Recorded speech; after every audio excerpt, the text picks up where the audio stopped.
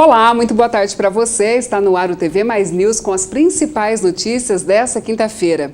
A Associação de Reflorestadores de Mato Grosso, Arefloresta, e o Senar Mato Grosso promovem em Cuiabá o Florestar 2017. O nosso repórter Giovanni Júnior tem as informações. Estão promovendo no próximo dia 15 de setembro o Florestar 2017. Falando a respeito do assunto, ao nosso lado está o presidente desta associação, o senhor Glauber Silveira. Glauber, qual que é a finalidade principal deste evento? Primeiro, a gente mostrar o potencial, a potencialidade que tem Mato Grosso. Nós temos hoje 176 mil hectares de eucalipto plantado no estado, mas nós temos um potencial para muito mais. O Brasil é o país que tem maior potencial para a produção de florestas do mundo. Então, enquanto aqui uma floresta de eucalipto com 8 anos, por exemplo, ela dá 42 centímetros, a mesma floresta, por exemplo, na Austrália, nos Estados Unidos, ela vai levar 20 anos para ter esse potencial. Então, você veja a capacidade que nós temos de concentrar, né, tudo isso. Então, o que a gente quer trazer? Nós temos floresta já no Mato Grosso, nós queremos mostrar quais são os potenciais, o que a gente pode fazer com essa floresta, quer dizer, montar serraria, montar autoclave, fazer madeira tratada, a madeira para construção civil e tudo isso. E também vamos estar falando também das termoelétricas. Então a gente também tem um outro potencial que é você plantar a floresta e produzir energia. Então, que é o termoelétrico, o governo já lançou agora os leilões para a termoelétrica. Então as pessoas têm aquela ideia da termoelétrica tocada a diesel, não. Então no nosso caso é termoelétrica tocada no caso, madeira, como é o caso das Maria Fumaça de antigamente, que era tocada com madeira, com carvão e tudo mais. Então nós temos esse potencial, quer dizer, a gente tem muita área no Mato Grosso que a gente possa estar plantando floresta, e isso é muito interessante, porque com certeza a questão ambiental é muito positiva. Então nesse Florestar 2017 a gente vai estar falando isso, olha, nós queremos mostrar, temos que combater o desmatamento, né, precisamos plantar florestas e temos que achar o que fazer com essas florestas. Nós estamos falando em meios de melhoras para poder aproveitar a produção, mas também existe aí a parte de impacto, de sustentabilidade. Como trabalhar com tudo isso ao mesmo tempo? Então, que a floresta, de uma certa forma, ela é altamente sustentável, né? Então, é isso que é bacana. Então, quando você for pegar, entre você ter uma termoelétrica tocada, por exemplo, a diesel, você tem uma termoelétrica tocada a madeira, porque a madeira, o caso, a floresta recicla, né? Então isso que é muito interessante. Sem falar também que a gente está falando, quando você pega, por exemplo, um eucalipto e você transforma ele num móvel, você está concentrando e você está, no caso, o CO2. Né? Então o carbono, nós estamos simplesmente pegando e imobilizando ele, nós estamos trazendo ele. Então quando você constrói, você está na sua casa e você fez um móvel, você está sendo ambientalmente correto, que você está tendo ali dentro da sua casa uma parte de carbono que não vai voltar para a atmosfera. Então é fixar o carbono. Isso é muito interessante. Então a floresta, principalmente quando nós falamos da construção, quando você pega, por exemplo, vai construir uma casa e você bota uma estrutura metálica em cima, você não está tendo contribuição nenhuma ambiental. É o contrário. Né? Quando você pega e está construindo, fazendo o telhado da sua casa, você está colocando madeira em cima e tudo, você está concentrando, você está fixando o carbono, então você está sendo ambientalmente correto. Então a floresta é isso, você pega uma floresta, ela, sem falar o que você vê para cima, ela tem tudo aquilo para baixo também. Então quando você pega a floresta, por mais que você corta, ela volta, ela brota e vai de novo, mas você tem a raiz que está ali e a raiz tem o carbono fixado ali, que ele não vai voltar. Aquele carbono, quando ele se fixou embaixo, depois ele simplesmente vai fossilizar e pode virar até petróleo no futuro, depois de milhares de anos. Mas então, por isso que eu digo, quando se fala em sustentabilidade, floresta é realmente tudo a ver com sustentabilidade. Agora, referente ao público-alvo e à programação, como que vai acontecer? Teremos aí palestras, workshop, quem que é o público que estará participando, que tem interesse em participar? A gente vai ter palestras, a gente vai estar com o presidente do BNDES aqui falando também, nós vamos estar com o ministro, vai ter a palestra sobre essa questão de serraria, desse cluster de mercado, quer dizer, como montar esse negócio. Nós vamos estar também com palestras sobre essa questão da construção civil, então também isso. Como diz, o nosso evento ele é para todo mundo, é para engenheiro florestal, para engenheiro agrônomo, para arquiteto, para engenheiro civil, para todo mundo que tem interesse, é fantástico vai ser. Site, telefone para contato, para mais informações? É através do site da Arefloresta, né? Então, arefloresta.com.br, é só entrar lá e com certeza pode fazer sua inscrição e participar. Então fica aí o convite. Agora vamos falar do tempo. A umidade relativa do ar está na faixa dos 12%, muito abaixo do recomendado. A temperatura máxima chegou aos 40 graus nesta quinta-feira. Segundo o Instituto Nacional de Pesquisas Espaciais, INPE, o clima seco é de calor e se estenderá até sábado, dia 12, com temperatura mínima de 23 graus. De acordo com os dados da Defesa Civil, a umidade relativa do ar nesta quinta-feira deve ficar em torno de 20%, mas pode chegar a 12%. Situação bem parecida com o clima do deserto, que é de 15 graus. Durante a sexta-feira, dia 11, e sábado, dia 12, a temperatura deve ficar entre 23 e 40 graus. Segundo a Organização Mundial da Saúde, OMS, o ideal para a saúde da população é que a umidade relativa do ar seja de 60%. Neste domingo, dia 13, a temperatura começa a baixar e a temperatura máxima prevista é de 35 graus e a mínima é de 25 graus. Existem 7% de chances de chuva, segundo dados do INPE. E agora a Feira da Agricultura Familiar impulsiona a produção varzegrandense. Veja só na reportagem. Membros da Secretaria de Estado de Agricultura Familiar e Assuntos Fundiários, juntamente com produtores rurais da Baixada Cuiabana, deram início às atividades de comercialização de produtos no Atacadão da Agricultura Familiar, localizado na Avenida Mário Andreasa, após a fábrica da Coca-Cola em Várzea Grande. Mais de 7 anos que esse espaço já não vinha sendo ocupado e nessa gestão no governo Pedro Táxi, ele realmente solicitou que nós focássemos a agricultura familiar e buscar resgatar essa sustentabilidade. O espaço vinha sendo utilizado para a Feira Popular da Cidade Industrial. O projeto é uma parceria entre a Secretaria de Agricultura Familiar, Empresa Mato-Grossense de Pesquisa, Assistência e Extensão Rural Empaer e várias cooperativas. O município de Várzea Grande ganha destaque com esta oportunidade de melhorar o custo dos produtos diretamente com o comerciante. É uma realização para o município e para a Baixada Cuiabana, né?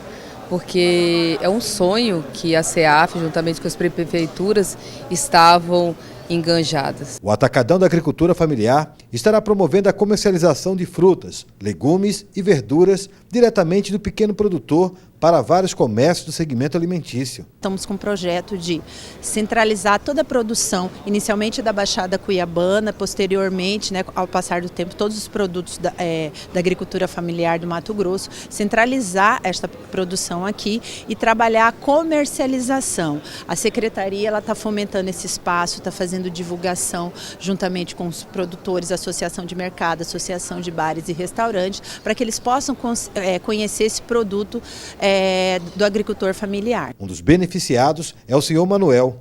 O mesmo vivia na cidade e há 2 anos optou pela vida do campo, que vem gerando renda para toda a família, plantando mandioca e banana da terra. São vários fatores, mas a principal é eu produzir o meu próprio alimento, um alimento de melhor qualidade, e também oferecer esse alimento de melhor qualidade para a comunidade no geral. O que o governo está fazendo é um passo para ajudar o pequeno produtor a se fixar no campo. Hoje toda a família está envolvida com esse projeto ou não? 100%. 100% da família envolvida com a agricultura familiar. O espaço é uma grande oportunidade tanto para os agricultores familiares comercializarem sua produção, quanto para os donos de comércios que poderão adquirir produtos frescos, com qualidade e a um preço justo. A ideia é nós iniciarmos com poucos produtores, com mostra de produtos e aos pouquinhos ir divulgando essa qualidade. Nós temos uma convicção de que, segundo o depoimento dos próprios compradores, o produto é mais fresco, colhido um dia anterior, com uma qualidade bem superior ao produto que vem de São Paulo, que vem de Minas, Goiás, que roda aí 1.000, 1.500 quilômetros para chegar até no estado. Geralmente é colhido mais verde nessas grandes distâncias para chegar aqui.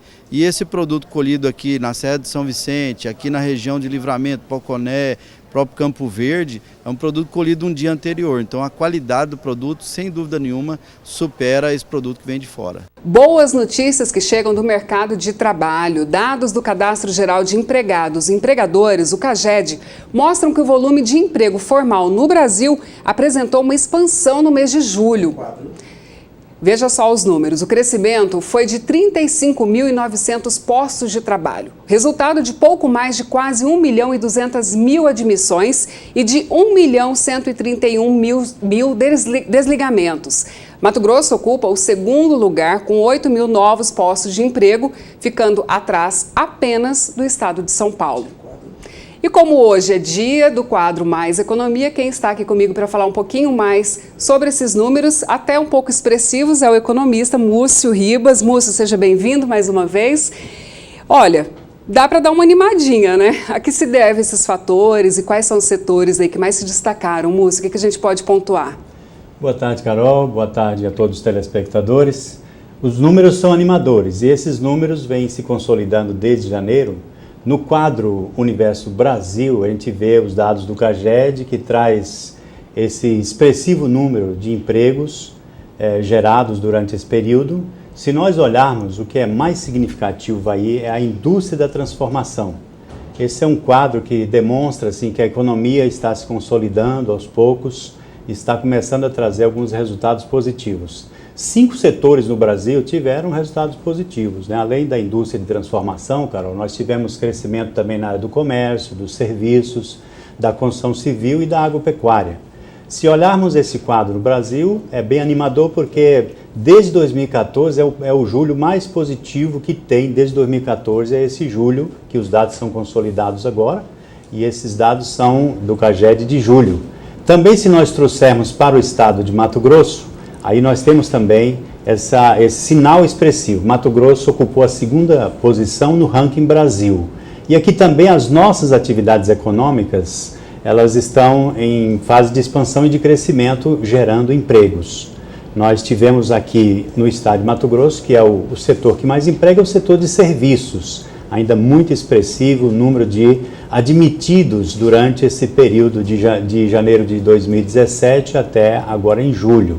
Seguido também do comércio, embora o comércio durante esse período teve meses que ele foi negativo, ou seja, ele teve mais demissões do que admissões. Mas é um quadro positivo e se trouxermos isso ainda a nível de Cuiabá, nós temos também aí um quadro expressivo na área de serviços, que é o setor que mais emprega.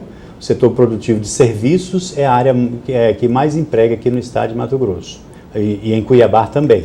Em Cuiabá mais fortemente, que representa praticamente a metade dos setores, 49% é o quadro geral representado pelo serviço. Aí vem a área do comércio, vem a área dos serviços, repetindo os serviços de telecomunicações, serviços de transporte, serviços em geral, e aqui em Cuiabá a agropecuária tem pouco significado nessa construção de quadro gerado de empregos. Agora, Carol, uma coisa importante é a capacitação das pessoas. Nós temos muitas pessoas que precisam de se capacitar para ocupar as vagas. Nós temos sempre chamadas através do Cine, dos setores que distribuem essas vagas de emprego, e a gente vê sempre a constante solicitação e a necessidade de mostrar para as pessoas que precisam se capacitar para ocupar essas vagas de emprego. Então, essa é a boa notícia que nós temos nesse quadro Mais Economia, e isso vem nos alegrar durante esse período. Ô Múcio, agora você falou uma coisa interessante que me chamou a atenção, que foi com relação, você usou um termo aí que se usa muito, mas muito focado em um setor. Eu queria que você explicasse um pouquinho o setor produtivo. Em determinado ponto você falou de uma forma abrangente, porque a gente está muito acostumado a ouvir falar do setor produtivo, aquele que produz basicamente o agronegócio.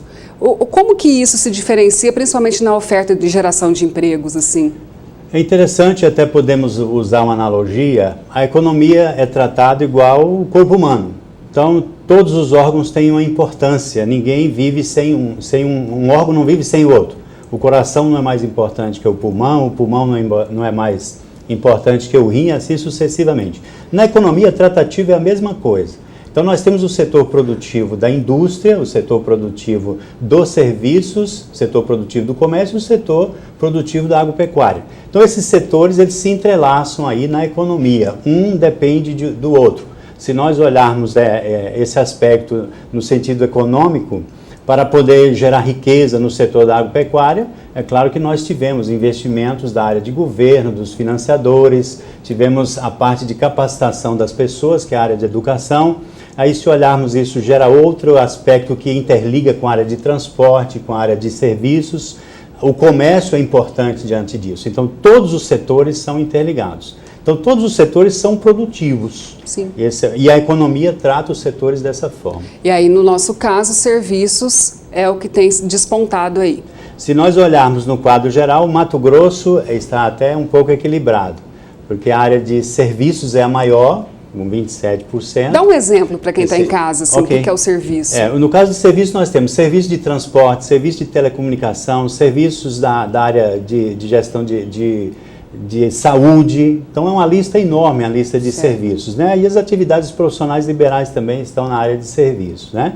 E esses setores se interligam. Se nós olharmos o quadro Mato Grosso, primeiro vem o setor de serviços, depois o setor de comércio, a agropecuária, a indústria. Esse é o quadro do estado de Mato Grosso. Se olharmos a economia de Cuiabá, o setor de serviços representa praticamente a metade, 49%. Aí depois vem o comércio, vem o setor, aí outros setores, né? A agropecuária tem o significado dela é bem pequeno aqui na nossa capital. Até por não ser um polo, né, do agronegócio, da agropecuária, né?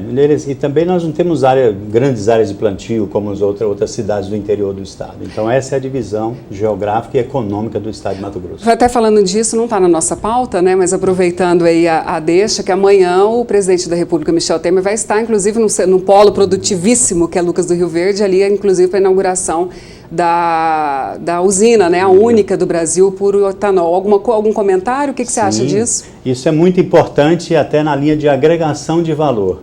Nós temos uma grande produção agrícola e está sendo inaugurada uma usina de etanol de milho. Isso consolida a economia no processo de transformação e de agregação de valor. Importantíssimo para o estado de Mato Grosso, porque senão a gente fica só naquela linha de fazer a saída e exportação dos produtos ainda primários. Com essa indústria, é lógico que nós temos muitas outras indústrias, mas precisamos nos consolidar nesse processo de agregação de valor da nossa produção primária. Então, essa usina que está sendo inaugurada em Lucas do Rio Verde é um pontapé fortíssimo na área de agregação de valor, e se nós olharmos do ponto de vista da economia, vai ser uma geração de empregos, ela agrega outros setores também para poder produzir mais empregos em outros setores, como serviços, transportes, etc. Faz valer a máxima de que essa sim é uma cadeia produtiva, né? Que é uma coisa muito mais complexa e mais ampla, né? Se nós formos buscar essas conexões, veja a importância disso. Nós falamos aqui na terça-feira, no nosso jornal, sobre a questão dos incentivos. Então, os incentivos precisam ser tratados na cadeia produtiva. Foi aprovada a Lei Complementar 160, é hora do Estado de Mato Grosso consolidar esse processo de dar o benefício, de incentivar a cadeia produtiva plena. Nesse caso, exemplo, o produtor de milho, aquele que faz essa transformação do etanol e a venda do produto depois. Show de bola, vamos torcer então para que a agroindústria realmente se torne uma realidade. Múcio, mais uma vez obrigada pela sua presença e até a próxima terça. Obrigado, Carol.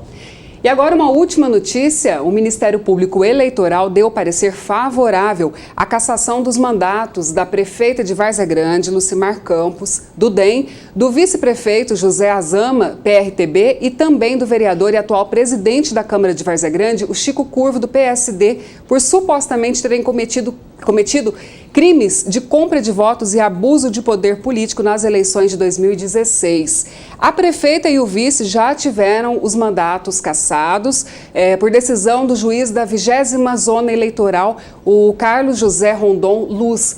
Essa decisão foi proferida em junho desse ano. Mais detalhes sobre esse caso você encontra no nosso site tvmaisnews.com.br. Eu fico por aqui e amanhã a gente se encontra às 5h30 da tarde. Até lá!